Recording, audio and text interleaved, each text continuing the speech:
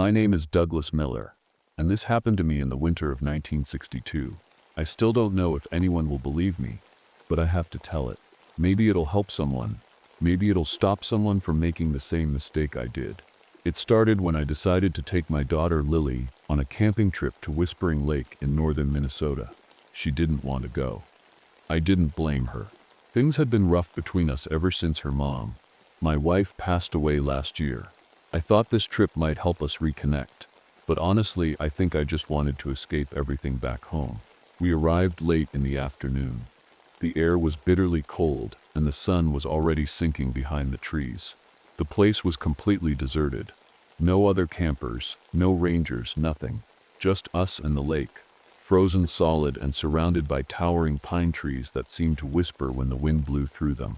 Our camper, a 1959 Shasta Airfly Tay, was parked at the edge of the site. It was small and cramped, but I'd kept it in good shape over the years. Lily didn't say much as we unloaded our gear. She just kept her headphones on, listening to some music she'd brought along, ignoring me like she always did these days. As I set up camp, I noticed something strange: massive paw prints in the snow circling our campsite. They were bigger than any wolf tracks I'd ever seen, and I've seen plenty in my line of work as a wildlife photographer. I knelt down to get a closer look and felt a chill run down my spine. The prints weren't just big, they were deep, like whatever made them was heavy. Really heavy. Dad? Lily's voice startled me. She was standing by the camper door, holding something in her hand, a stack of old Polaroid photos she'd found under the camper. Where'd you get those? I asked. They were just lying here, she said, handing them to me. The photos were faded and grainy, but what they showed made my stomach turn. People screaming, their faces twisted in terror, and the background. It was our campsite, exactly where we were standing. I tried to brush it off as some kind of prank left by previous campers, but Lily wasn't convinced. "This place is creepy," she muttered, pulling her jacket tighter around herself. That night, as we sat inside the camper trying to stay warm, we heard it for the first time, howling. It came from all around us, high-pitched and eerie, echoing through the trees like some kind of twisted symphony. It wasn't normal wolf howling, it was too coordinated, like multiple voices calling out at once in perfect unison. Lily looked at me with wide eyes. "What is that?" she whispered. "I don't know," I admitted, but deep down I had a feeling we weren't alone out here. Just then, there was a knock on the camper door, a single loud knock that made both of us jump. When I opened it, an old man stood there bundled up in a thick coat and hat. "Name's Gerald Thompson," he said with a friendly smile that didn't quite reach his eyes. "Ranger sent me to warn you folks about the storm coming through." I didn't remember seeing any rangers when we arrived, or anyone else for that matter, but before I could ask him anything else, Lily let out a gasp and pointed into the darkness behind him. Two glowing yellow eyes stared back at us from between the trees, and then blinked in perfect synchronization with another pair farther away. Gerald stayed with us that night. I wasn't sure if I trusted him, but something about the way he carried himself made me feel like he knew more than he was letting on. Lily didn't say much. She just kept staring out the frosted camper window, her face pale and tense. The howling didn't stop. It came in waves, sometimes close, sometimes far away, but always surrounding us. Gerald didn't seem fazed by it. "Wolves," he said casually, sipping from a thermos of coffee. "They get restless this time of year." I wanted to believe him, but those glowing eyes I'd seen earlier, wolves don't do that. And those paw prints, they were too big, too heavy. The next morning, I decided to set up my camera traps around the campsite. If there was something out there, I wanted proof, something I could capture and make sense of. Lily stayed behind in the camper with Gerald while I trudged through the snow, my breath fogging up in the freezing air. The woods were quiet, too quiet. No birds, no rustling leaves, just the crunch of my boots on the snow and the occasional creak of tree branches swaying in the wind. As I walked deeper into the forest, I started noticing strange marks on the trees, deep claw marks, at least 12 feet off the ground. Whatever made them was huge and strong. I set up my camera traps near the marked trees and headed back to camp. When I got there, Lily was sitting outside on a folding chair, her arms wrapped around herself like she was trying to keep warm. "Where's Gerald?" I asked. "He went down to the lake," she said quietly. I frowned. "You okay?" She nodded but didn't look at me. "Dad? I don't think we should stay here." I wanted to agree with her. I really did. But something about this place had me hooked. The ghost wolves of Whispering Lake, that's what people called them. And if they were real, they'd be the biggest discovery of my career. "We'll be fine," I said, forcing a smile I didn't feel. That evening, as the sun dipped below the horizon and the cold settled in again, Gerald returned from the lake with a grim expression. He sat down by our small fire and stared into it for a long time before speaking. "You ever hear about the Winterborn?" he asked suddenly. "The what?" I replied. "Old legend," he said slowly. "People who got lost in these woods during winter storms, hungry, desperate, turned into something else." Lily shifted uncomfortably in her chair. "Like what?" Gerald looked at her with an expression I couldn't quite read. Sadness mixed with fear. "Like wolves," he said finally, "but not normal wolves." I wanted to laugh it off as nonsense, just another campfire story. But then Gerald pulled out an old notebook from his coat pocket and handed it to me. Inside were sketches, detailed drawings of creatures that looked half human, half wolf. Their eyes glowed yellow like the ones we'd seen in the woods. "Where'd you get this?" I asked. "Been working these woods a long time," he said simply. That night was worse than the first. The howling grew louder and closer, and when I checked my camera traps, all but one had been destroyed, ripped apart like they were nothing more than twigs. The one that survived had captured something, a blurry image of glowing eyes staring directly into the lens, but when I tried to develop it, the photo came out corrupted, except for those haunting yellow eyes. As we sat inside the camper trying to make sense of everything, our old radio crackled to life with static and then voices. "Help us." A woman screamed through the speaker. "Please. They're coming." Lily froze beside me, her face pale as a sheet. "Who is that?" she whispered. She whispered. Whispered. He whispered. I didn't know how to answer her because what came next chilled me to my core. The date on the transmission was 1962, the same year we were in, and then silence. The next morning I woke up to find Gerald sitting outside the camper, staring at the woods like he was waiting for something. The air was colder than ever, and the snow had a strange wet sheen to it, like it had melted and refrozen overnight. Lily was still asleep inside, bundled up in her sleeping bag. I stepped out and joined him. "What's going on here?" I asked. "You know more than you're telling us." Gerald didn't look at me. He just kept his eyes on the tree line. "You ever wonder why this place is so empty?" he said after a long pause. "Why no one else is camping here?" I didn't answer. I already knew the answer. "This place has a history," he continued. "Families go missing, people vanish without a trace. Most folks around here know better than to come out this way, especially in winter." I felt a knot tighten in my stomach. "And you? Why are you here?"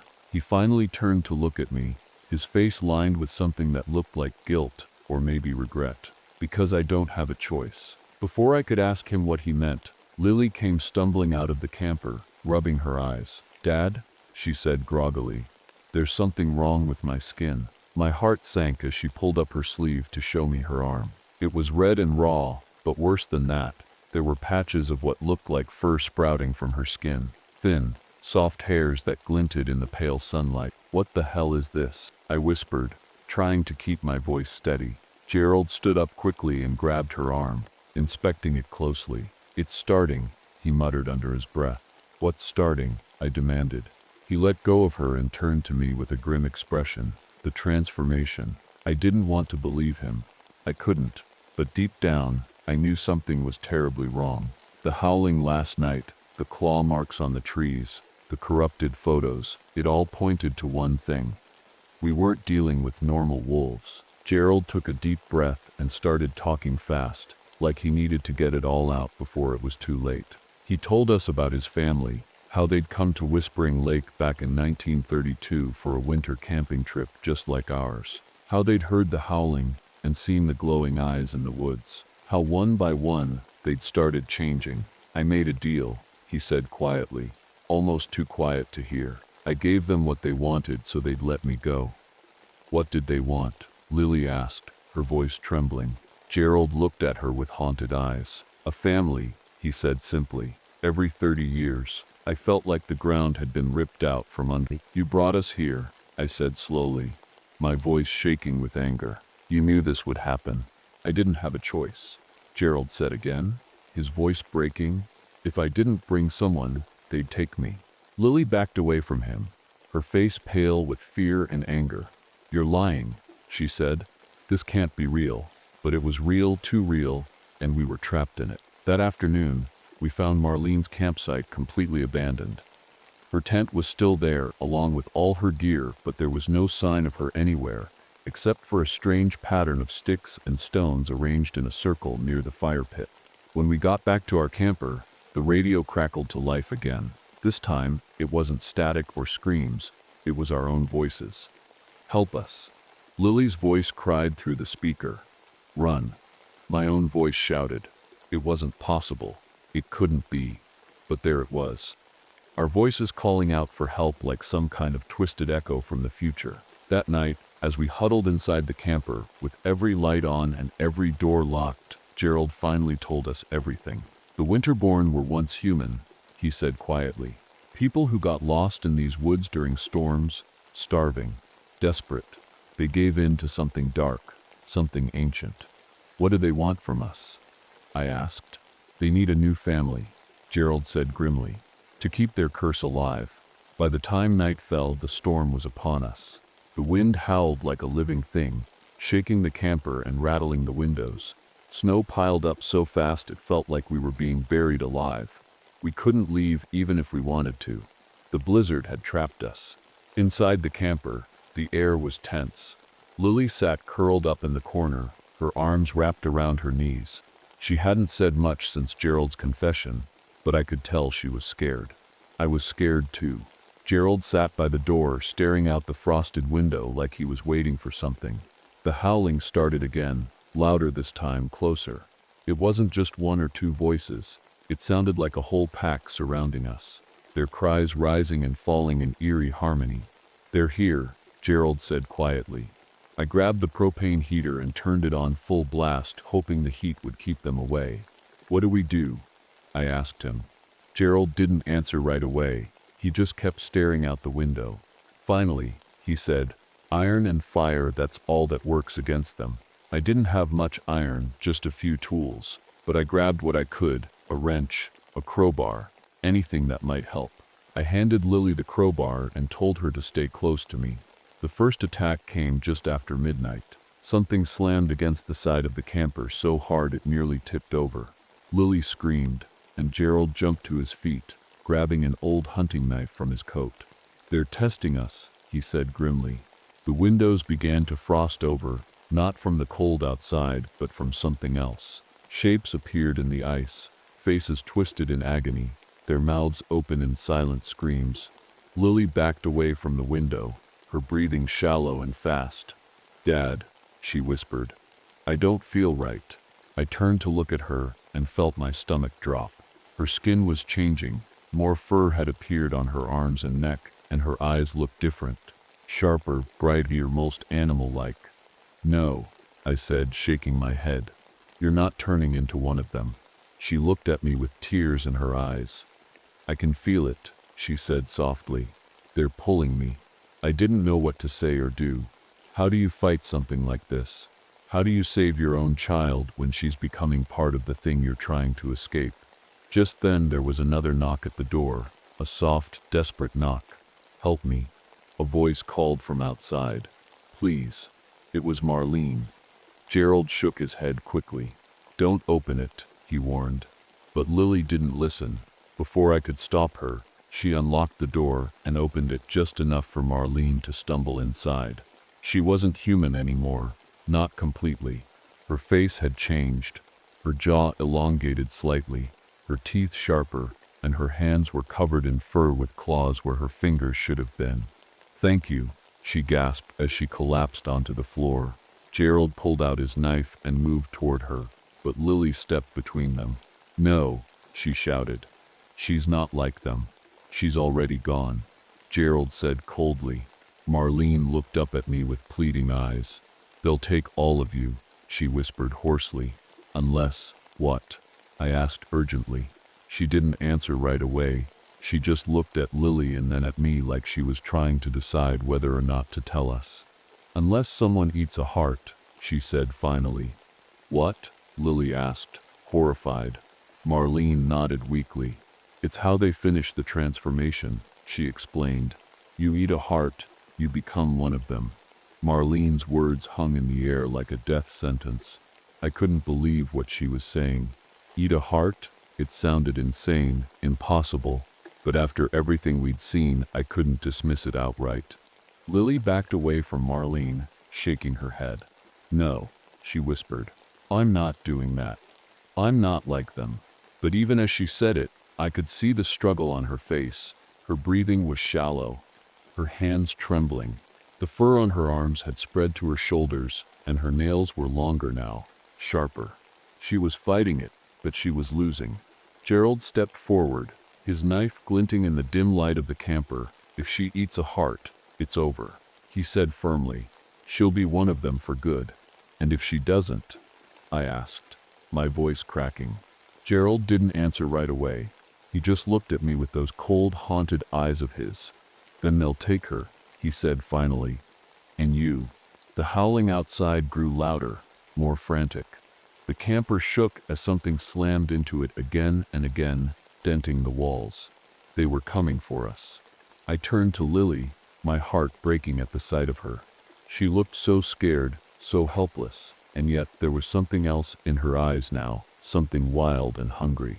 Dad, she whispered, tears streaming down her face. I don't want to hurt you. You won't, I said quickly, stepping closer to her. We're going to get through this. But even as I said it, I wasn't sure if I believed it. Suddenly, Gerald lunged at Marlene with his knife. She let out a guttural snarl and swiped at him with her clawed hand, knocking him back into the wall. The two of them struggled as I grabbed Lily and pulled her toward the door. We have to go, I shouted. But where? She cried. We're trapped. I didn't have an answer. All I knew was that we couldn't stay here any longer. As we opened the door to the blizzard outside, Gerald shouted after us. You can't run from them. They'll find you. We stumbled into the snow, the wind cutting through us like knives. The howling was deafening now, coming from all directions. Shadows moved between the trees, tall, hulking shapes with glowing yellow eyes that seemed to pierce right through me. Lily clung to my arm as we ran blindly through the storm. My legs felt heavy, my lungs burning with every breath of icy air. Behind us, I could hear Gerald screaming, and then silence. Finally, we reached the edge of the lake. The frozen surface stretched out before us like a sheet of glass, reflecting the pale light of the moon that had somehow broken through the storm clouds. They're coming, Lily whispered, her voice trembling.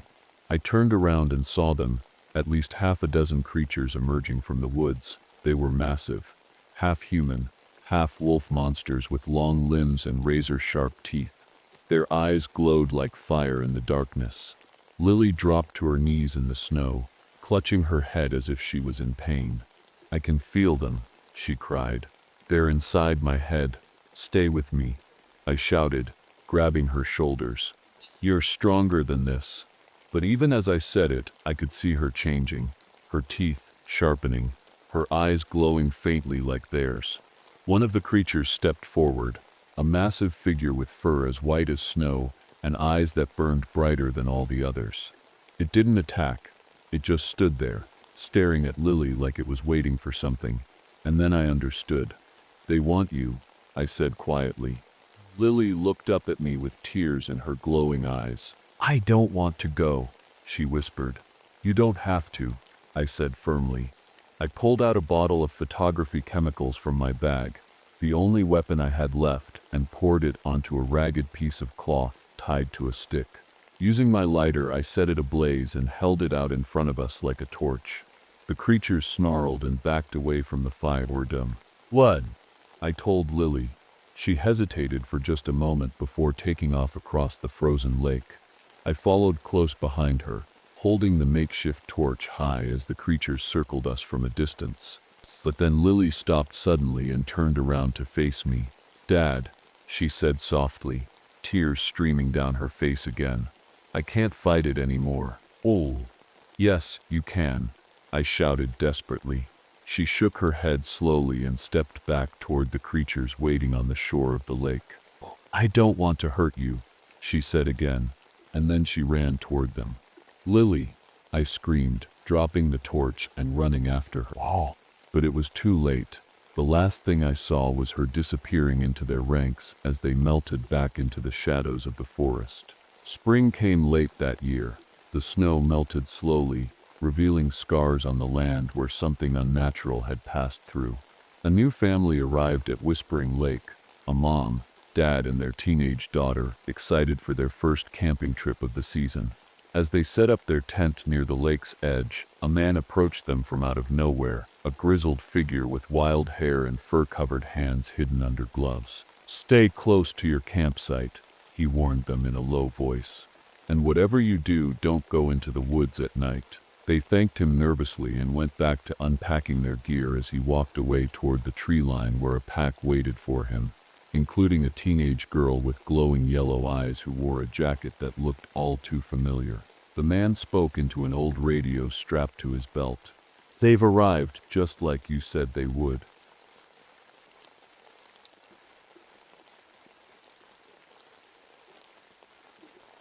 My name is Amber Rutledge, and this happened to me 7 years ago. I was just 21 at the time. Home from college for the summer, my dad, Wayne, had recently retired after working as an aerospace engineer his whole life. But things weren't exactly happy at home. Dad had been diagnosed with terminal cancer a few months earlier, and this trip was supposed to be our last hurrah as a family before he started treatment. It was scorching July heat, 115 degrees during the day, and we were driving through the Nevada desert in Dad's pride and joy, his 1976 GMC motorhome. He loved that thing. It had all the bells and whistles for its time, early computer navigation, a spacious interior, and even a tiny kitchen. My mom, Patricia, was with us too. She used to be a nurse but had been acting strange ever since Dad got sick. I couldn't put my finger on it, but something about her felt off, like she was hiding something. And then there was Michael, my boyfriend. He was studying theoretical physics and always saw patterns in things that no one else noticed. He joined us on the trip because he thought it would be fun, and maybe because he wanted to keep me company while my parents worked through their issues. We were driving down a long, empty highway in the middle of nowhere when it all started. The navigation system suddenly rerouted us down this unmarked desert road. At first, Dad thought it was a shortcut. It looked like it would save us hours of driving, but as we went further, the road got rougher and narrower. The heat shimmered off the asphalt, creating these weird mirages that made everything look like it was floating. Then the radio started acting up. Static filled the speakers, and we heard these strange sounds like old test patterns mixed with military codes. Michael tried to tune it out, but no matter what station we switched to, the noise stayed the same. That's when we saw him, a hitchhiker standing on the side of the road. He wore old-fashioned clothes, like something out of the 1950s, and didn't move as we drove closer. Dad slowed down, but before we could reach him, he vanished. Just like that, gone into thin air. "Did you see that?" I asked, my voice shaking. "Probably just a trick of the light," Mom said quickly, but she wouldn't look at me. We kept driving as the sun started to set, but something wasn't right. No matter which direction we turned, we kept ending up at the same spot, a cluster of rusted road signs warning us in multiple languages to turn back now. It didn't make sense. We were driving in opposite directions, but somehow looping back to the same place. Finally, Dad pulled over at an abandoned gas station to figure out what was going on. The place looked like it hadn't been touched in decades. The paint was peeling off the walls, and there were vines growing through the cracks in the pavement. A faded sign above the door read "Last Stop Gas." That night, as we sat around inside trying to make sense of everything, I stepped outside for some air and looked up at the sky, and that's when I noticed something that made my stomach drop. The stars were wrong. The constellations weren't where they were supposed to be. Some of them didn't even belong in this hemisphere. It felt like we weren't just lost, we were somewhere we weren't supposed to be. I woke up the next morning feeling uneasy. The air outside was still and heavy, like the desert itself was holding its breath. Dad was already up, standing outside the RV with a strange look on his face. "Amber," he said quietly, "come here." I stepped out into the blinding sunlight and froze. The RV looked different. Its shiny paint was faded and chipped, like it had been sitting out in the desert for decades. The tires were cracked, and even the windows had a layer of grime that hadn't been there yesterday. "What happened to it?" I asked, my voice trembling. Dad didn't answer. He just stared at it, his hands shaking slightly. Inside, things were even stranger. Our digital watches and phones were glitching, displaying random dates and times that didn't make sense. One moment it said 1987, the next it jumped to 2025. Michael tried to reset his phone, but it wouldn't stop flickering between years and months. Mom was quiet, too quiet. She sat at the tiny RV table, staring at a cup of coffee she hadn't touched. I wanted to ask her what was wrong, but something about her expression stopped me. We decided to explore the gas station to see if we could find anything useful. A map, a phone, anything that could help us figure out where we were. That's when we found the journal. It was sitting on a shelf behind the counter, covered in dust, but perfectly intact. The cover read, "Does it travel log? 1993, asterisk." Michael opened it carefully, flipping through pages filled with messy handwriting. "This is weird," he muttered. "It's like this guy knew what was happening here." The journal belonged to someone named James Porter, who had passed through this area years ago, or maybe years from now. His entries talked about strange radio signals, missing time, and people disappearing without a trace. One page stood out, "Tucson Anameyu, Upseb. If you're reading this, you've made the same mistake I did. Don't trust what you see here. It's not real." I felt my chest tighten as I read those words. What did he mean? Was this some kind of prank? But then Michael pointed out something chilling. The last entry in the journal was dated asterisk, July 15th, 1993, asterisk. Exactly 15 years in the future from when we were standing there. We left the gas station and started walking down the road to see if we could find help or at least figure out where we were. That's when we saw it, a military vehicle from the 1950s driving in circles around a patch of desert about half a mile away. It looked brand new, like it had just rolled off the assembly line. There was no driver. "Maybe it's remote controlled?" Dad suggested weakly, but none of us believed that. As we got closer to the vehicle's tracks, Michael stopped suddenly and pointed at the ground. There were footprints, massive ones, leading away from the road toward a mountain range in the distance. Each print was at least 8 feet long and sunk deep into the sand as if whatever made them weighed tons. What kind of animal could even make these? I whispered. Michael didn't answer right away. He crouched down next to one of the prints and started sketching something in his notebook, a series of numbers and equations that looked like gibberish to me. "This place isn't normal," he finally said. "It's like space-time is broken here." I didn't understand what he meant, but his tone scared me more than his words ever could. As we walked back to the RV, I couldn't shake this growing feeling that we were being watched. Not by people or animals, but by something else entirely. Something that didn't belong in this world. The footprints led us nowhere. They just disappeared into the sand, like whatever made them had vanished into thin air. We decided to follow the military vehicle's tracks instead, hoping they might lead to some kind of base or outpost where we could find help. After walking for what felt like hours, we finally saw it, half buried in the desert sand. A massive concrete structure, partially collapsed but still standing. Faded letters on the side read, "Szeged Project Kronos, Temporal Displacement Research Facility." "What is this place?" I asked, my voice barely above a whisper. "It looks abandoned," Dad said, but his tone was uneasy. We stepped inside cautiously, the air cool and stale compared to the blazing heat outside. The walls were lined with old equipment, computers with blinking lights, filing cabinets stuffed with papers, and desks covered in dust. It was like everyone had left in a hurry but hadn't taken anything with them. Michael found a stack of calendars pinned to a bulletin board. The dates ranged from asterisk 1954, to 2012, as if the facility had been used for decades before being shut down. Why would they need a place like this out here? He muttered. Flipping through the papers, Dad wandered into one of the offices and called us over. You need to see this, he said, holding up a folder labeled Sajid Wayne Rutledge, subject #37. He I froze. Dad, why is your name on that?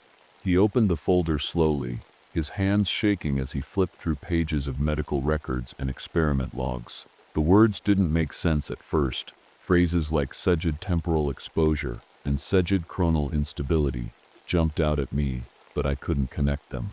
Then Mom spoke up, her voice trembling. Wayne, I didn't want you to find out this way. What are you talking about? Dad asked sharply. She looked down at the floor, avoiding his eyes. Years ago, when you were working on that government contract, you volunteered for an experiment here. Dad stared at her in disbelief. What are you saying? I don't remember anything like that. You wouldn't, she said quietly. They wiped your memory afterward.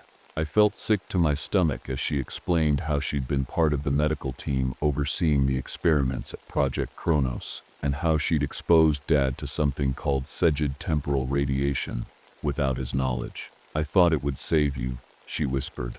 They said it could cure diseases by reversing cellular aging. But it didn't work, Dad said bitterly, slamming the folder shut. Mom didn't answer. Michael interrupted before things could get worse. Guys, you need to see this. He had connected the RV's computer system to one of the facility's terminals using some old cables he'd found. Files were downloading automatically onto the screen, classified documents filled with diagrams and photographs of strange creatures. The images showed people who had been exposed to temporal experiments, but they weren't people anymore. Their bodies were stretched and distorted, with limbs that seemed to exist in multiple time periods at once. Some parts looked ancient and decayed, while others looked fresh and new. They're stuck between time states, Michael explained grimly. They're alive, but not all at once. As we stared at the screen in horror, something moved in the corner of my eye, a shadow slipping past one of the windows. I turned quickly, but saw nothing there. We need to leave, Dad said firmly, grabbing Mom's arm and pulling her toward the door. But as we stepped outside into the fading light, I realized it was already too late. The sun was setting fast, painting the desert in deep oranges and purples. The air felt heavier, thicker, like it was pressing down on us. We hurried back toward the RV, but something was wrong. The shadows around us didn't move the way they should have. They stretched and twisted unnaturally, flickering like old film reels skipping frames. Then we saw them. At first, they looked like people, tall figures standing in the distance just beyond the facility. But as they moved closer, I realized they weren't human. Their bodies were warped, parts of them flickering in and out of existence. One arm would look skeletal and ancient, while the other seemed young and strong.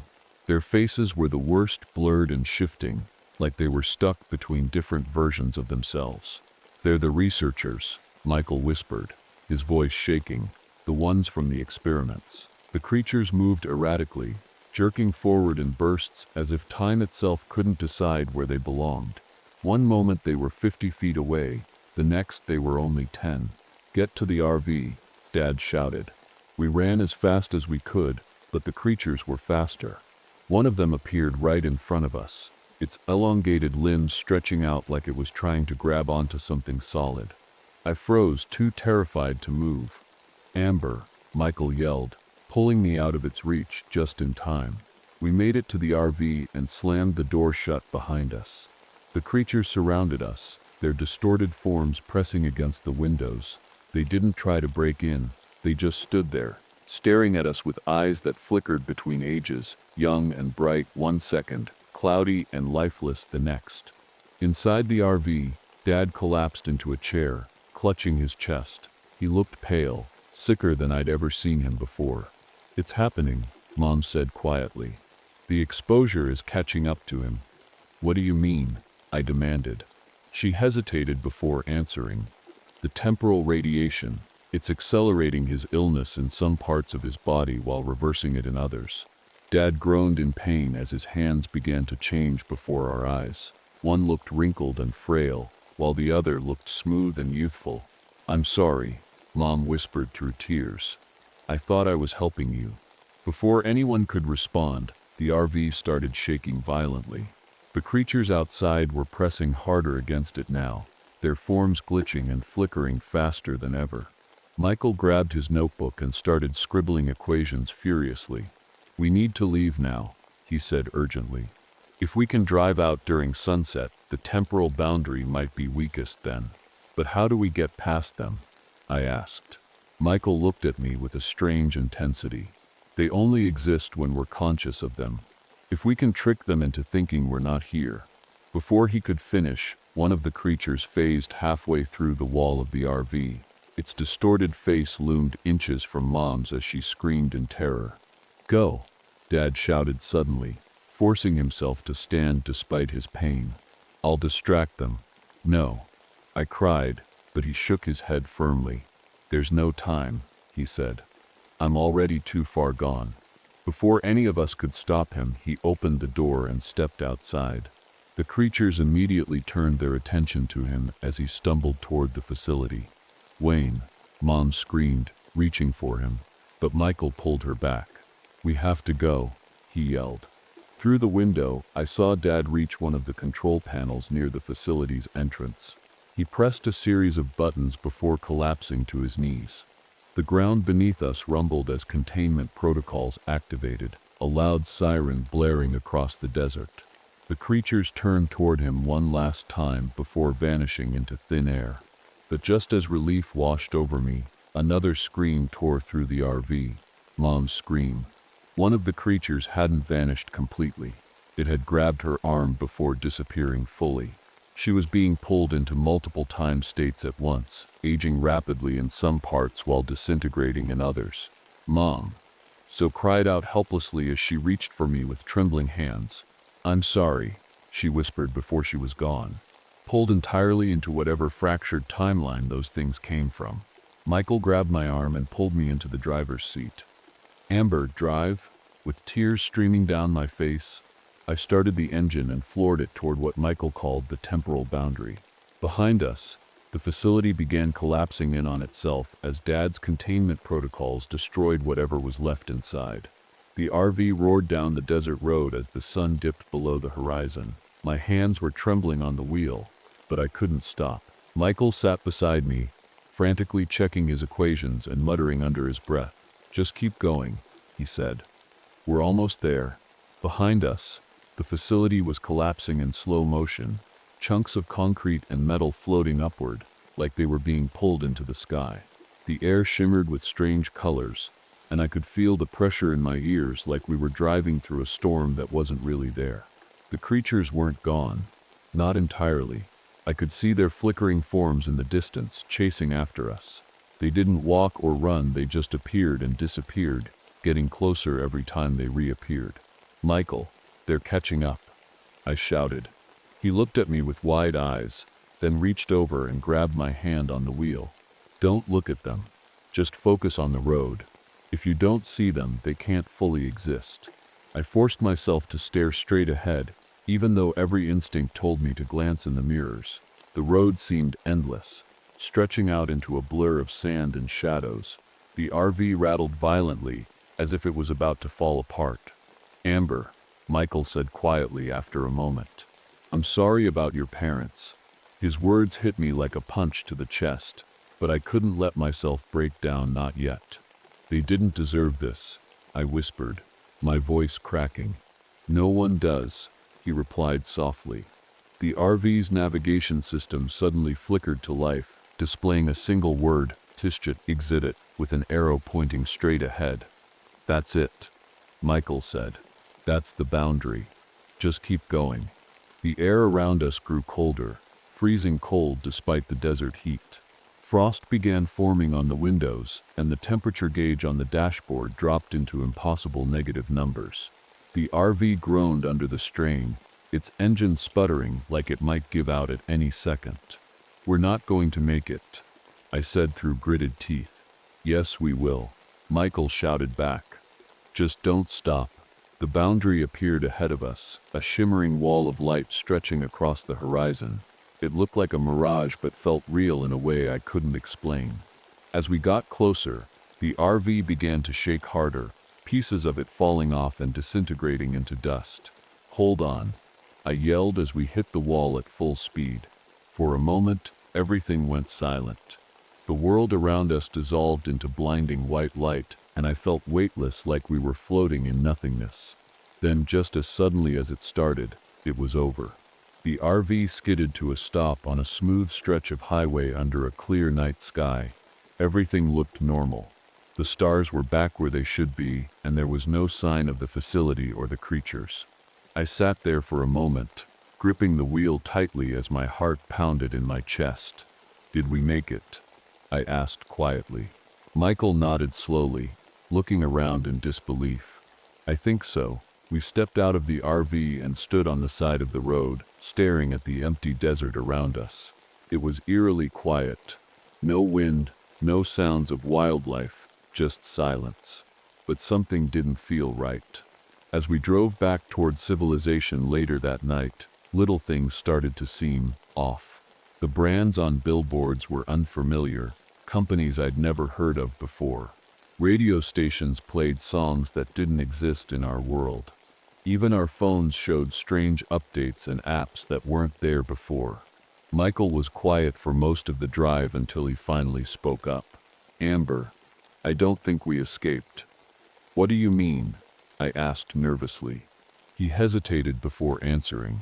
"We might have crossed back into reality, but it's not our reality." I didn't know what to say to that. My mind was already spinning from everything we'd been through.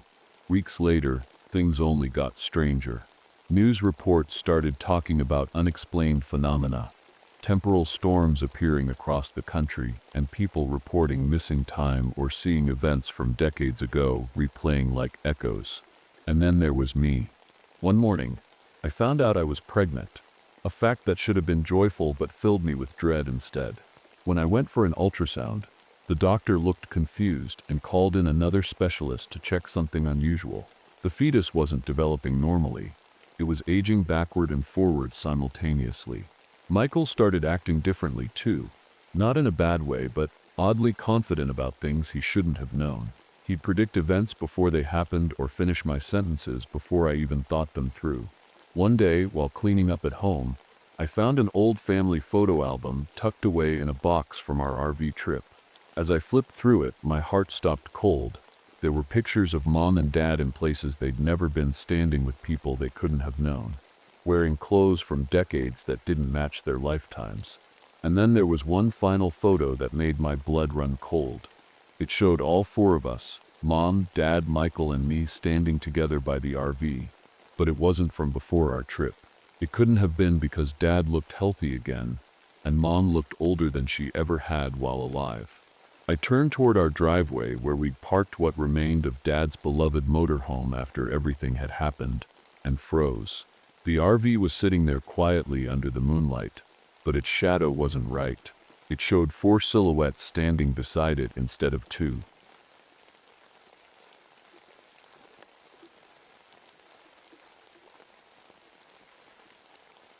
My name is Franklin Powell, and this happened to me 10 years ago. I was 60 years old at the time, a retired Navy captain, and I thought I had seen everything life could throw at me. But nothing could have prepared me for what I experienced in the Okefenokee Swamp. It all started with the dreams. Night after night, I'd wake up drenched in sweat, my heart pounding like a drum. In my dreams, I was underwater, surrounded by darkness so thick I could barely breathe. There was something down there with me, something alive. It didn't speak, but I could feel it watching, waiting. I told my wife Eleanor about the dreams, but she thought it was just my mind playing tricks on me. Eleanor's a botanist, always more interested in plants than people, and she had her own reasons for wanting to visit the swamp. She'd heard about rare flora growing on an isolated island deep within the Okefenokee, a place called Whisper Island. Our son Vincent decided to join us on the trip. He's 35 and a Korean War veteran, still struggling to find peace after everything he went through overseas. Quiet and reserved most of the time, Vincent seemed drawn to the swamp like I was, though he didn't say why. We hired Ruth Jackson as our guide, a tough woman with 6 generations of family history tied to the swamp. She knew every inch of it like the back of her hand, but warned us that Whisper Island wasn't on any tourist map for a reason. "You don't go there unless you're ready to leave before the new moon," she said cryptically. The swamp itself felt alive from the moment we arrived. The air was suffocatingly humid, thick with the smell of moss and decay. At dawn and dusk, fog rolled in so dense you couldn't see more than a few feet ahead. The rhythmic sound of water lapping against our RV's pontoons reminded me of my dreams, steady and unrelenting, like a heartbeat beneath the surface. We traveled in my custom-built 1952 Spartanet tandem RV, modified with pontoons for swamp travel. It wasn't luxurious, but it was sturdy enough to handle whatever lay ahead, or so I thought. As we made our way deeper into the swamp, Ruth grew quieter and more tense. "This place doesn't like outsiders," she muttered under her breath more than once. When we finally reached Whisper Island, a remote patch of land surrounded by cypress trees, it didn't look like much at first glance. But Ruth's face told a different story. "This is where it happened," she whispered. "What happened?" Vincent asked. She didn't answer right away, just stared out at the water like she was seeing ghosts.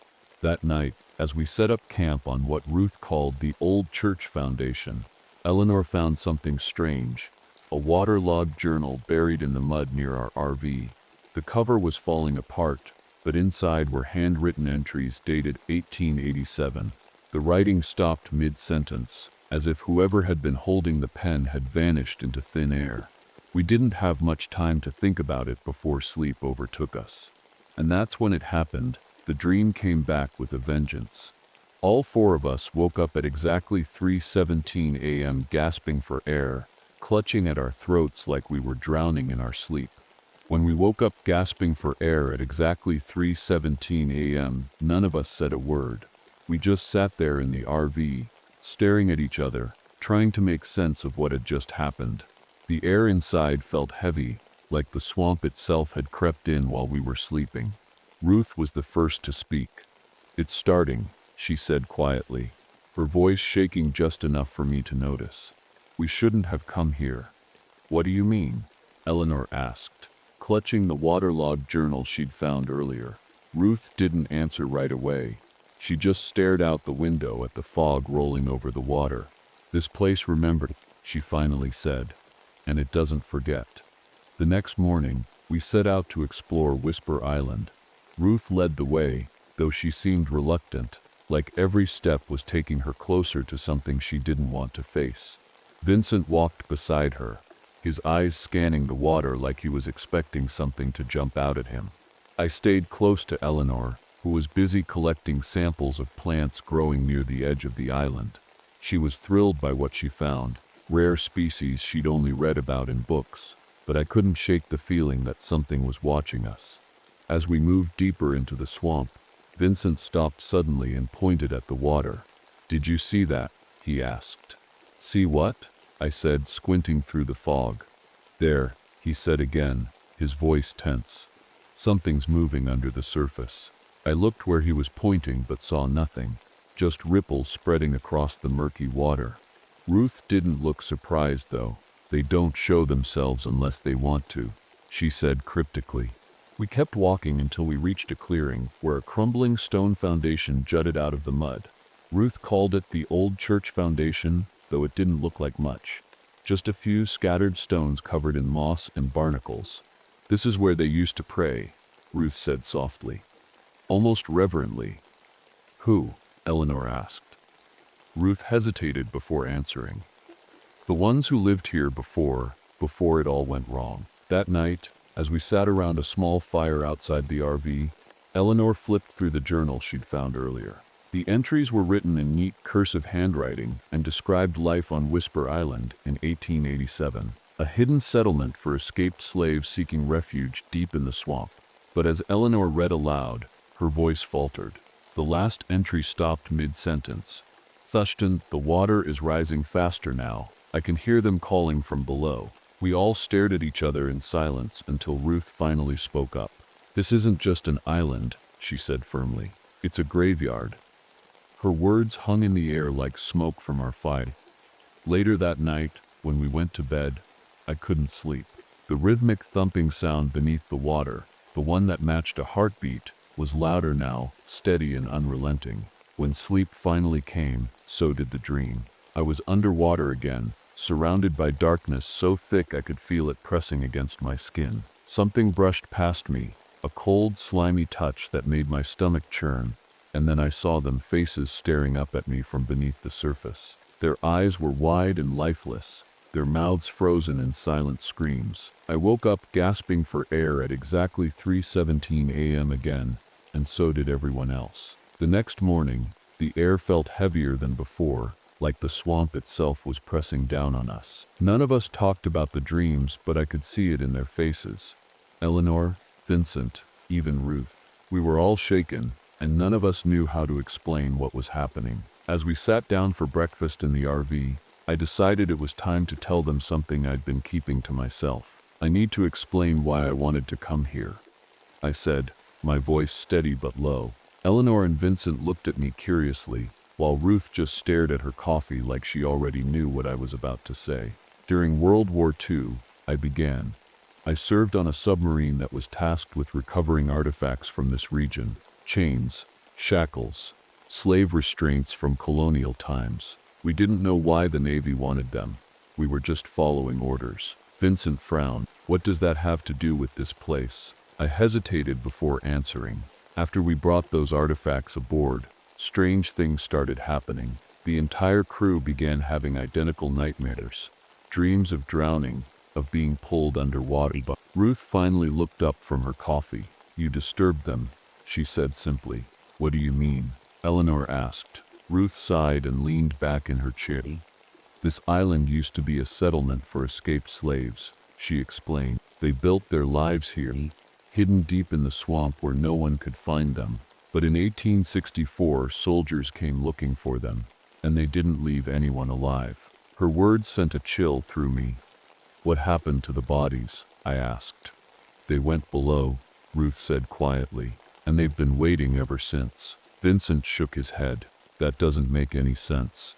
"You don't have to believe me," Ruth replied calmly, "but you've seen them yourself, haven't you?" Vincent didn't answer right away, but I could tell by the look on his face that he had seen something in the water. Later that day, as Eleanor collected more plant samples near the edge of the island, she noticed something strange. The specimens she'd gathered earlier, the rare flowers and mosses, were changing.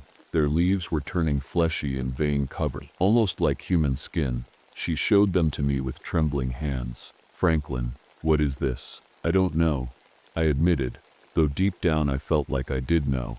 It was the swamp itself, trying to warn us. Meanwhile, Vincent discovered something unsettling beneath the RV's undercarriage. Barnacle-like growths that seemed to be breathing. He poked one with a stick, and it released a puff of salty mist that smelled like decay. That night, as we tried to settle in for bed, Eleanor noticed something else, a child's wet handprint on the inside of the RV window. She wiped it away with a cloth, but minutes later it reappeared in exactly the same spot.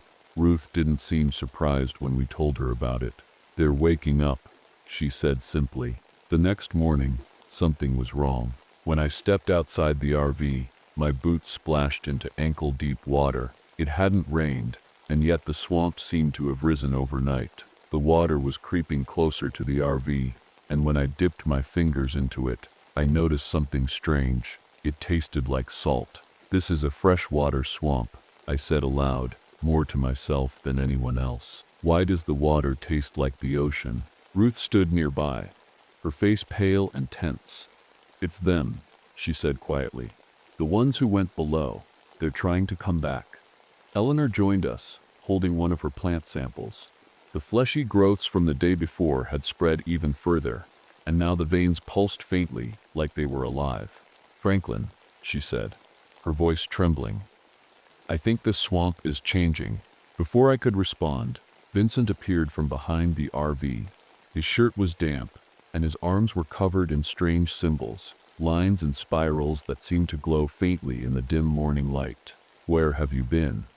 I demanded. "I don't know," he said, shaking his head. "I was following someone, a woman in a white dress. She led me into the swamp, but then she disappeared." Ruth grabbed his arm and examined the symbols closely. "These are warnings," she said grimly. "Hull, they're trying to protect you." "Sure, protect me from what?" Vincent asked. Ruth didn't answer right away. Instead, she turned to me and Eleanor. "There's something you need to understand," she said firmly. "This island isn't just a place, it's a seal. A binding spell created by the people who lived here to keep something ancient trapped beneath the water." "What kind of something?" Eleanor asked nervously. Ruth hesitated before answering. "An ancient being," she said finally. "Older than this swamp, older than anything we can imagine. It feeds on fear, on pain, and on souls." Her words sent a chill down my spine. "And the massacre?" I asked. "It wasn't just murder," Ruth explained. "It was a ritual, a blood sacrifice to strengthen the seal and keep the sleepers contained." Vincent looked at his arms again, his expression troubled. "So why are these symbols on me?" "Because it's waking up," Ruth said simply. That night we all stayed inside the RV as the water continued to rise around us. By midnight, it was lapping against the windows, and we could hear strange noises outside, low groans and whispers that seemed to come from everywhere at once. At one point, Vincent pressed his face against the window and gasped. "There's someone out there," he whispered. We all rushed to look but saw nothing, just fog and shadows moving through the water. Then we heard it, a rhythmic thumping sound beneath us, louder than ever before. It wasn't just a sound, it was a feeling, vibrating through the floor of the RV like a heartbeat. Ruth lit a bundle of herbs and began muttering something under her breath. "A protective ritual," she explained. But even her voice wavered as she spoke. And then Franklin's nightmares came back with full force that night. Only this time he wasn't alone in seeing them. By the time the sun rose, the RV was half submerged. The swamp had swallowed everything around us, leaving only water and fog as far as the eye could see. The rhythmic thumping beneath us was louder now, shaking the RV like it was coming from something massive just below the surface. "We have to leave," Eleanor said urgently, clutching Vincent's arm. "We can't stay here." Ruth shook her head. "There's nowhere to go," she said firmly. "The water won't let us." "What do you mean?" I asked. She pointed out the window, and that's when I saw them, figures moving through the water. At first I thought they were people, but as they got closer, I realized they weren't alive. Their clothes were soaked and tattered, their skin pale and bloated, and their eyes were empty. "They're the ones who went below," Ruth whispered. "They're not here to hurt us. They're here to warn us." "Warn us about what?" Vincent asked. Before Ruth could answer, the RV lurched violently to one side, throwing us all off balance. Outside, the water churned and bubbled like something enormous was rising from the depths. And then we saw it. The island itself began to move. At first, it looked like the ground was shifting, but then we realized the truth. Whisper Island wasn't an island at all. It was a shell, a massive crustacean-like creature partially buried beneath the swamp. As it began to emerge, ancient chains wrapped around its body, snapped and fell into the water with deafening clangs. "It's breaking free," Ruth said urgently. "The binding spell is failing." "What do we do?" Eleanor asked desperately. Ruth turned to me with a look of grim determination. "We have to perform the ritual again," she said. "But this time it needs a willing sacrifice." Her words hit me like a punch to the gut. "A sacrifice?" I repeated. Ruth nodded. "Someone with a connection to the water, someone who understands its power." Vincent stepped forward, his face pale but resolute. "I'll do it," he said quietly. "No," I said firmly. "This is my fault. I'm the one who brought us here." Eleanor grabbed my arm. "Franklin, no. There has to be another way." "There isn't," Ruth said sadly. The sleeper feeds on souls, it needs one to stay contained. As the creature continued to rise from the water, its massive shell gleaming in the dim light, I made my decision. I'll do it, I said firmly. Ruth handed me a small knife and began chanting in a language I didn't recognize. The symbols on Vincent's arms glowed brighter as she spoke, and I felt a strange calm wash over me. I turned to Eleanor and Vincent one last time. Take care of each other, I said softly. Before anyone could stop me, I stepped out of the RV and into the water. The water was freezing as I waded out, my legs trembling with each step. The fog swirled around me, and the rhythmic thumping grew louder, almost deafening now. I could feel it, not just the sound, but the presence of something massive and ancient beneath me. It wasn't just waking up, it was aware of me. Behind me, I could hear Eleanor crying, her voice muffled by Vincent's attempts to calm her.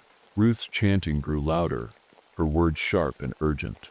I didn't understand the language, but I felt its power, like it was weaving something invisible around us.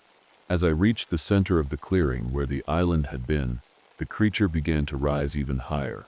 Its shell glistened with water and mud, and its massive limbs, crab-like but twisted in ways that didn't seem natural, broke through the surface. Its head emerged last, a grotesque mix of bone and barnacle, with glowing eyes that seemed to pierce straight into my soul. I froze for a moment, staring at it in awe and terror. This was no ordinary creature. It was something ancient, something that didn't belong in this world. And yet here it was, looking at me like it recognized me. Ruth's voice echoed across the water. Franklin, you have to finish it, now. I took a deep breath and raised the knife she had given me. The blade felt heavy in my hand, but I knew what I had to do. The creature's glowing eyes locked onto mine as if daring me to go through with it. I'm sorry, I whispered to Eleanor, to Vincent, to everyone who had ever suffered because of this thing.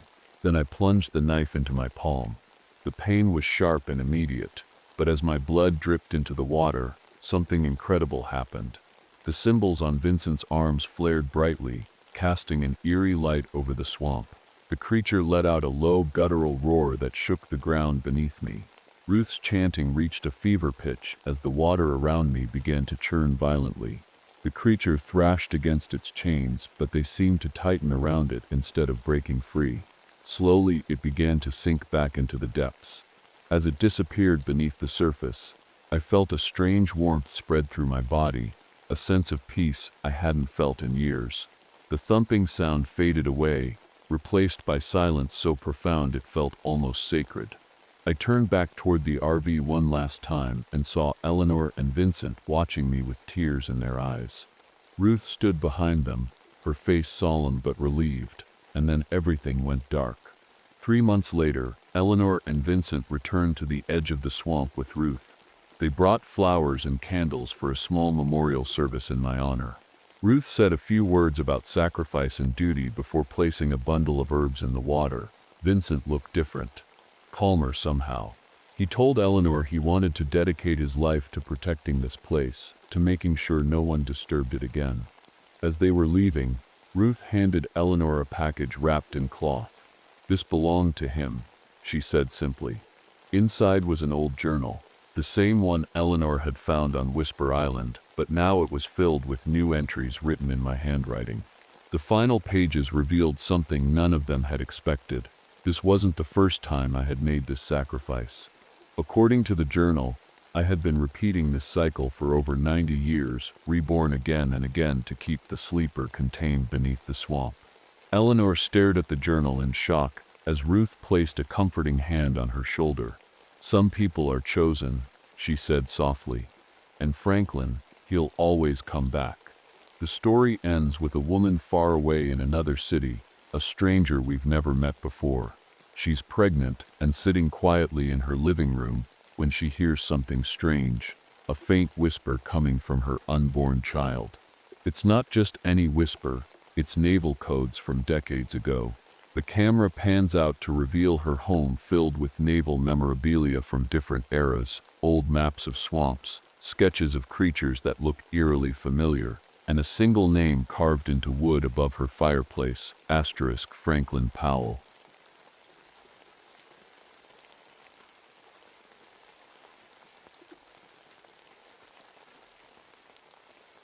My name is Marcus Reed, and this happened to me and my family in the summer of 1971. I still think about it every day, and no matter how much time passes, I can't shake the feeling that it's not really over. That summer, I had taken my wife Helen and our 17-year-old son Jesse on a research trip to the South Dakota Badlands. I'm a geology professor, and Helen is a cultural anthropologist. We thought it would be a great idea to combine our work, me studying the strange red soil formations in the area, and Helen documenting Lakota legends from the nearby Pine Ridge Reservation. Jesse wasn't thrilled about being dragged along, but we figured it would be good for him to spend some time away from the city. We drove out in our old 1969 Winnebago Brave, loaded with research equipment, notebooks, and enough supplies to last us a couple of weeks. The Badlands were breathtaking, endless stretches of jagged rock formations, deep canyons, and an eerie kind of silence that made you feel like you were standing on another planet. But there was something unsettling about the place too. The air felt heavy, like it was holding secrets it didn't want to share. We set up camp near a canyon that wasn't marked on any of our maps. The soil there was a deep, unnatural red, almost like rust. It caught my attention right away. I'd never seen anything like it before. Helen was equally intrigued by the petroglyphs carved into the canyon walls, ancient symbols and figures that seemed to tell stories of strange creatures hunting humans. Jesse, on the other hand, spent most of his time sulking or wandering off to hang out with local teenagers he'd met in town. The first night at camp was when things started to feel off. At exactly midnight, all our electronic equipment stopped working, radios, cameras, even my compass went haywire. It wasn't just a power issue, it was like something had sucked the life out of everything at once. We chalked it up to some kind of magnetic interference from the red soil, but deep down, I think we all felt uneasy about it. The next morning, we woke up to find something that sent chills down my spine. Red clay handprints smeared all over the inside of our RV windows. The thing is, we had locked the RV from the inside before going to bed, and none of us had red clay on our hands. Jesse swore he didn't do it, and honestly he looked just as freaked out as we were. Later that day, an old Lakota man named Thomas Running Horse showed up at our campsite uninvited.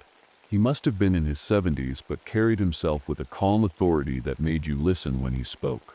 He told us we shouldn't be there, that the canyon we'd camped near was part of what he called the Red Territory. He said it was a place where bad things happened and warned us that we'd already been noticed. I tried to ask him what he meant by that, noticed by who, but he just shook his head and said something about spirits that could take on human skin like clothing. Helen tried to reassure him that we weren't there to disrespect anything, we were just doing research. Thomas didn't seem convinced. Before he left, he walked around our campsite with a bundle of sage, muttering prayers under his breath as if trying to protect us from something we couldn't see. That night, none of us slept well. The second day started off quiet, but there was this strange feeling in the air, like we were being watched. I kept telling myself it was just nerves from what had happened the night before. Helen was focused on her work, translating the petroglyphs on the canyon walls. She said they told stories about shapeshifters, creatures that could take on human or animal forms. The Lakota called them the skinned ones. She didn't seem scared, just fascinated. Jesse, of course, wanted nothing to do with any of it. He spent most of the morning with his new friends from town, local teenagers who liked to hang out near the reservation. They were loud and reckless, daring each other to do stupid things like climb the canyon walls or camp overnight in the Red Territory. I told Jesse to stay out of the canyon, but he just rolled his eyes and muttered something about how we were ruining his summer. Around noon, I took some soil samples from the red ground near our campsite. That's when I noticed something odd. When I wasn't looking directly at the samples, it felt like they were moving. Just a slight shift, like they were alive somehow. I shook it off as my imagination playing tricks on me, but it left me feeling uneasy. Later that afternoon, Jesse came back from the canyon alone. He looked pale and disoriented, like he'd been walking in circles for hours. When Helen asked where his friends were, he said they'd just gone home. But when we pressed him for details, what time they left, which direction they went, he couldn't answer. It was like he couldn't remember anything clearly. Helen decided to focus on her translations again while Jessie rested in the RV. She told me she'd found something disturbing in the petroglyphs. A story about shape-shifting entities that needed human skin to survive. According to the carvings, medicine men had trapped these creatures in the canyon centuries ago using rituals and sacrifices. But she couldn't figure out why they were still there or why people were so afraid of them now. As the sun started to set, we noticed something strange on the canyon walls. Shadows were moving, long, twisting shapes that didn't match anything around us. There were no people nearby, no animals that could have caused them. The shadows seemed to stretch and shift on their own, almost like they were alive. That evening, Thomas Running Horse returned to our camp without warning. He didn't look surprised when we told him about Jessie's behavior or the shadows we'd seen. Instead, he told us more about the Red Territory, that it wasn't just cursed or haunted. It was a prison meant to keep something inside. I asked him what something meant exactly, but he wouldn't answer directly. He just said we needed to leave before it was too late. That night, things got worse. Jessie was acting strange, quieter than usual, which wasn't like him at all. He sat in the corner of the RV, staring at nothing, barely touching his dinner. When Helen tried to talk to him, he muttered something under his breath in a language we didn't understand. Helen froze. "That was Lakota," she said softly, looking at me. I frowned. How would he know Lakota? Jessie just shrugged and said he didn't know what we were talking about. His voice sounded flat, almost like it wasn't really his. Later that night, while we were trying to sleep, I heard something moving inside the RV. At first, I thought it was Jessie getting up for water or something, but when I turned on the light, everything looked wrong. The chairs were slightly out of place. My notebooks had been moved to the floor, and Helen's camera was sitting on the counter, even though she'd packed it away earlier. "Helen," I whispered, shaking her awake. Did you move this stuff? She rubbed her eyes and looked around. No, I didn't touch anything. We both glanced at Jessie, who was lying on the couch with his back to us. He wasn't moving, but I couldn't shake the feeling that he was awake and listening. The next morning, I went out to check on my soil samples again. That's when I found something buried near our campsite, a pile of belongings that didn't belong to us. There was a jacket, a flashlight, and a notebook, all things that looked like they could have belonged to Jessie's friends. They were arranged in a strange pattern on the ground, almost like some kind of ritual. I called Helen over and showed her what I'd found. She looked worried but tried to stay calm for my sake.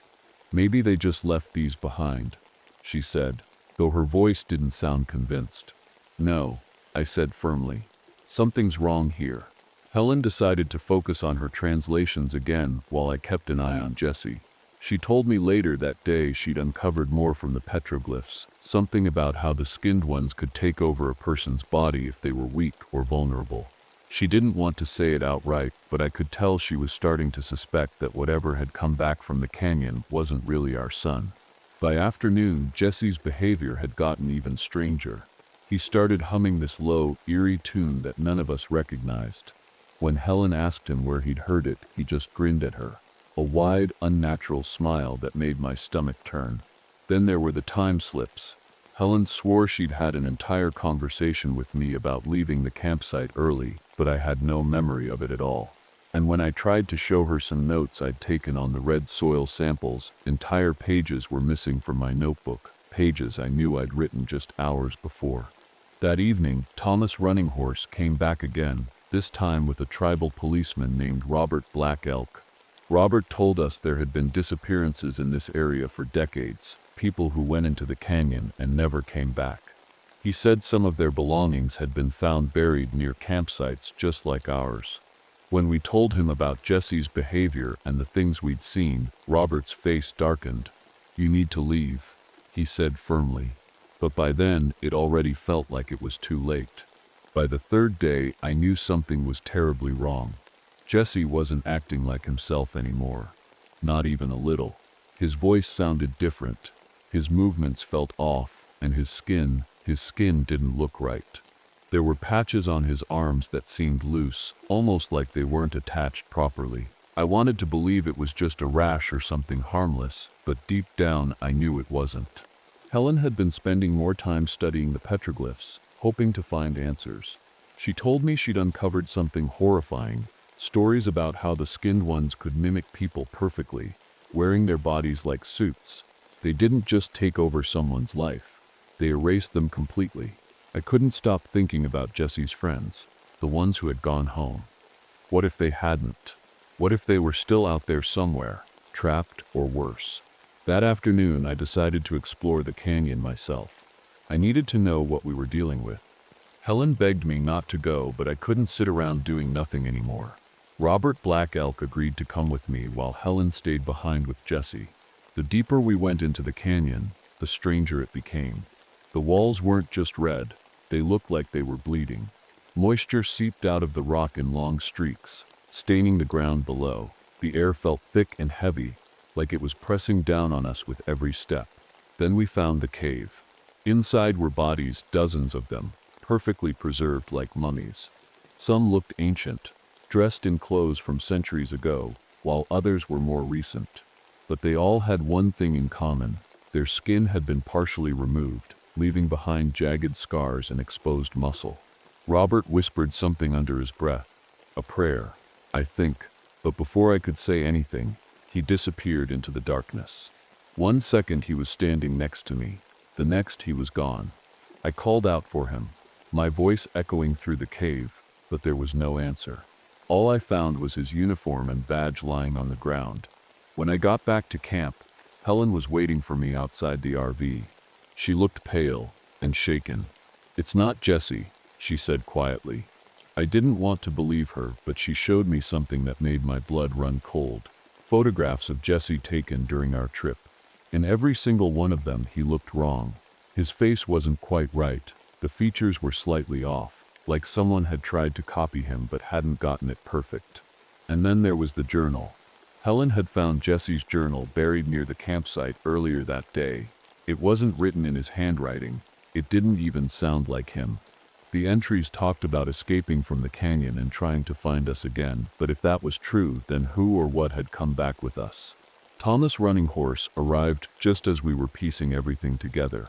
He told us there was only one way to stop the skinned ones, a ritual using red soil mixed with water and human blood.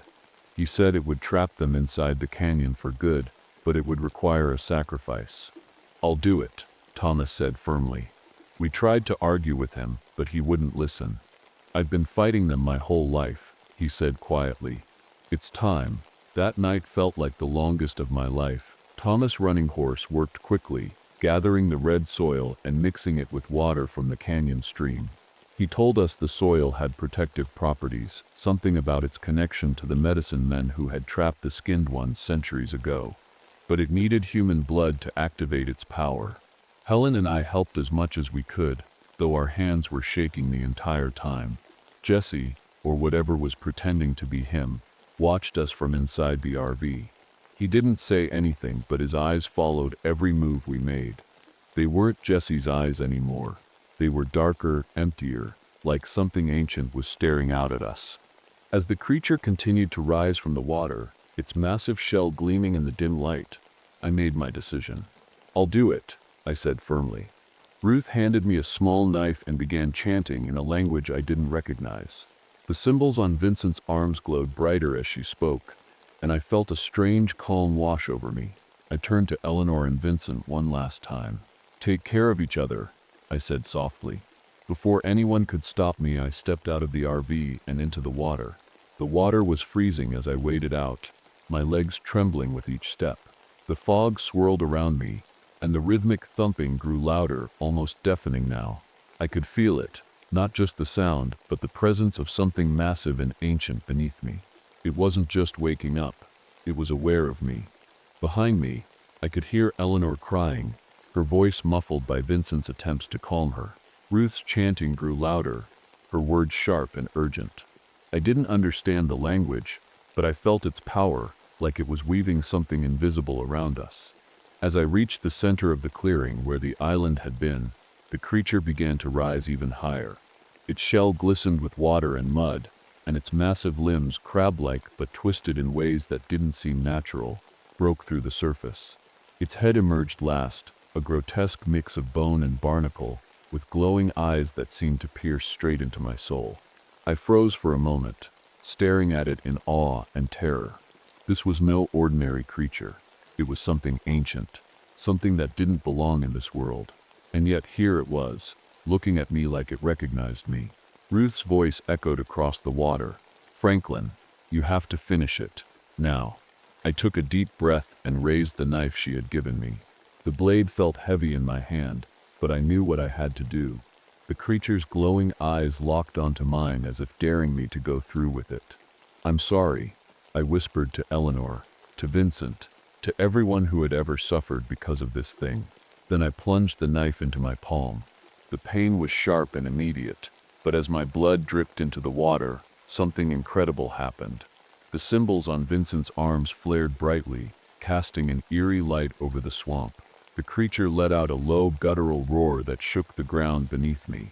Ruth's chanting reached a fever pitch as the water around me began to churn violently. The creature thrashed against its chains, but they seemed to tighten around it instead of breaking free. Slowly, it began to sink back into the depths. As it disappeared beneath the surface, I felt a strange warmth spread through my body, a sense of peace I hadn't felt in years. The thumping sound faded away, replaced by silence so profound it felt almost sacred. I turned back toward the RV one last time and saw Eleanor and Vincent watching me with tears in their eyes. Ruth stood behind them, her face solemn but relieved, and then everything went dark. 3 months later, Eleanor and Vincent returned to the edge of the swamp with Ruth. They brought flowers and candles for a small memorial service in my honor. Ruth said a few words about sacrifice and duty before placing a bundle of herbs in the water. Vincent looked different, calmer somehow. He told Eleanor he wanted to dedicate his life to protecting this place, to making sure no one disturbed it again. As they were leaving, Ruth handed Eleanor a package wrapped in cloth. "This belonged to him," she said simply. Inside was an old journal, the same one Eleanor had found on Whisper Island, but now it was filled with new entries written in my handwriting. The final pages revealed something none of them had expected. This wasn't the first time I had made this sacrifice. According to the journal, I had been repeating this cycle for over 90 years, reborn again and again to keep the sleeper contained beneath the swamp. Eleanor stared at the journal in shock as Ruth placed a comforting hand on her shoulder. "Some people are chosen," she said softly, "and Franklin, he'll always come back." The story ends with a woman far away in another city, a stranger we've never met before. She's pregnant and sitting quietly in her living room when she hears something strange, a faint whisper coming from her unborn child. It's not just any whisper, it's naval codes from decades ago.